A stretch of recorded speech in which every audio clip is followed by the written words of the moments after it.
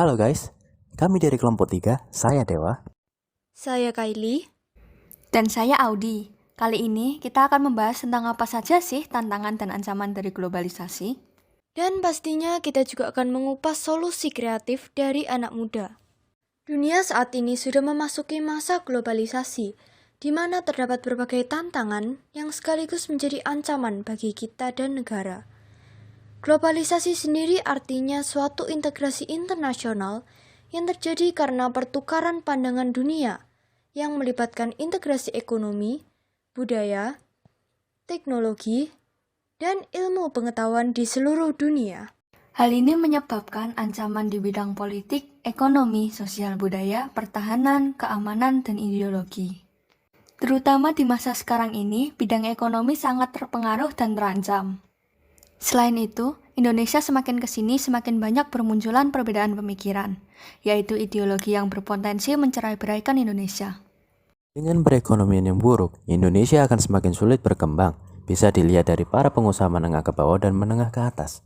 Pendapatan mereka semakin menurun dan tentu saja itu berdampak kepada perekonomian Indonesia. Contohnya, sebelum masa pandemi, banyak ibu-ibu yang bersenam bersama di luar dengan membayar instruktur senam. Setiap peserta paling tidak membayar 10.000 per pertemuan. Jika sekali pertemuan diikuti oleh 40 peserta dan terdapat 2 kali pertemuan, maka di dalam sehari, instruktur senam bisa mendapatkan penghasilan sebesar 800.000. Sedangkan di masa pandemi ini, di mana kita harus saling menjaga jarak, penghasilan instruktur senam juga menurun dengan signifikan seperti kata Septi, seorang instruktur senam melalui salah satu akun Instagramnya. Ia sangat rugi, tidak melakukan kegiatan apa-apa, cuma di rumah saja, paling kelas virtual. Sanggar yang dibuka saja cuma member sedikit. Di masa pandemi ini, banyak orang justru dipaksa untuk berpikir kreatif dalam berbisnis. Seperti instruktur senam yang tadi, dia mencoba untuk berpikir kreatif dengan membuka kelas virtual melalui aplikasi Zoom. Bahkan ada juga yang memanfaatkan YouTube untuk menghasilkan uang tambahan, yaitu dengan fitur iklan yang terdapat pada video mereka. Nah, seperti yang kita ketahui, masa-masa ini kebanyakan orang memegang HP seharian. Maka dari itu, aplikasi YouTube ini dapat kita manfaatkan juga untuk mengiklankan produk maupun jasa dengan efektif. Tentu cara tersebut dapat mengembangkan perekonomian orang-orang yang terdampak. Contoh konkret lainnya bisa dilihat dari bidang kuliner yang sedang booming. Contohnya dalgona coffee, boba, dan lainnya. Kita juga dapat mempromosikan makanan Indonesia ke luar negeri, karena pengguna YouTube sebagian besar berasal dari seluruh belahan bumi. Seperti iklan yang satu ini, Quaker Oats berasal dari luar Indonesia, namun produk ini berhasil masuk dan dikenal Indonesia pada tahun 1941. Iklan ini ditulis menggunakan aksara Jawa. Hal ini menunjukkan bahwa iklan yang menarik termasuk salah satu hal terpenting dalam berpromosi. Jika Indonesia ingin mempromosikan kulinernya ke luar negeri, maka harus menganalisiskan Quaker Oats terlebih dahulu yang sudah berhasil. Dari iklan Quaker Oats ini, dapat dilihat bahwa gambar yang mudah dimengerti dan dapat disampaikan dengan jelas kepada pembaca. Dilihat dari aspek konteksnya, ide yang digunakan sangat cemerlang tanpa melupakan khasiat produk itu sendiri. Namun jika dilihat, warna yang digunakan hanya warna coklat dan tidak bervariasi. Sehingga iklan tersebut jika digunakan saat ini akan memberikan kesan plain dan kuno. Ya, memang sih, itu kan iklan 80 tahun yang lalu. Iklan itu kemungkinan dicetak di koran, yang kurang cocok jika diterapkan di masa ini di mana media sosial dan internet merajalela.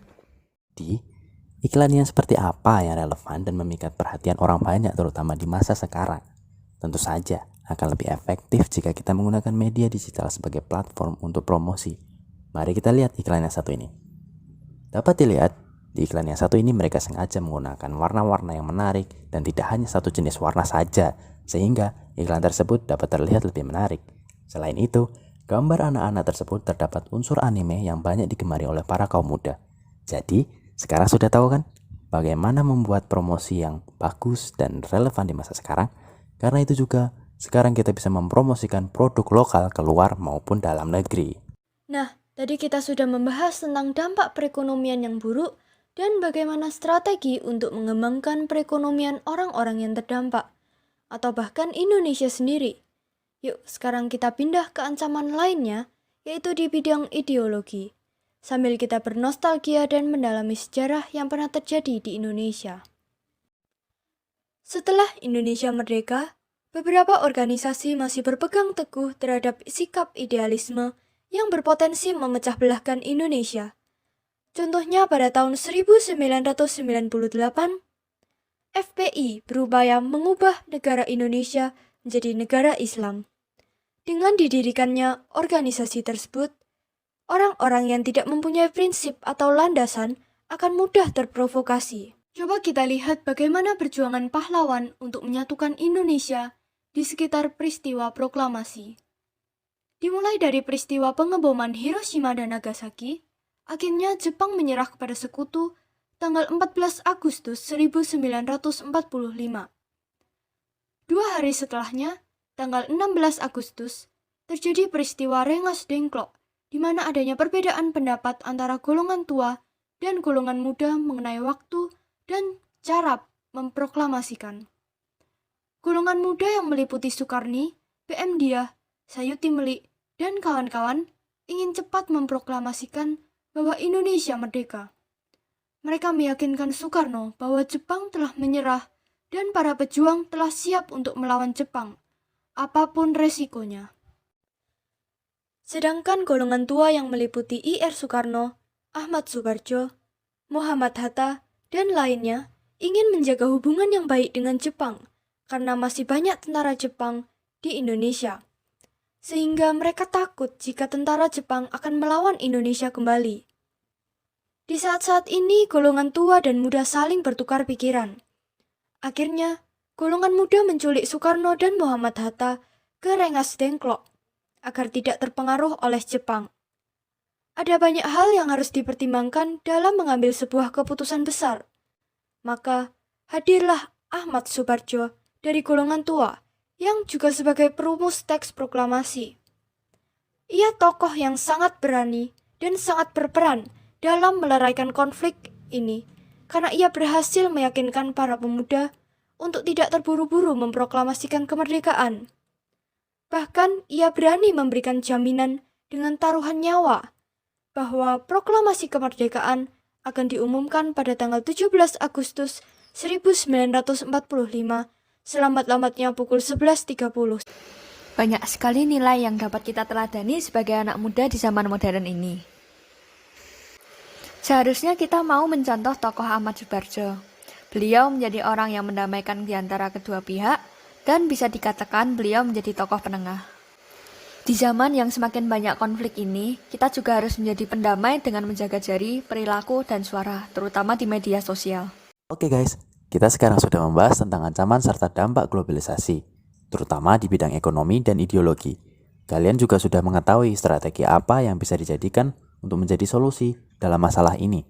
Strategi yang telah kami bagikan tentunya sangat bisa diterapkan oleh kalian semua melalui aktivitas kreatif di media sosial dan menjadi pendamai di antara masyarakat. Sekian apa yang bisa kami bagikan untuk kalian semua. Kami harap video ini dapat bermanfaat bagi semuanya. Bye-bye.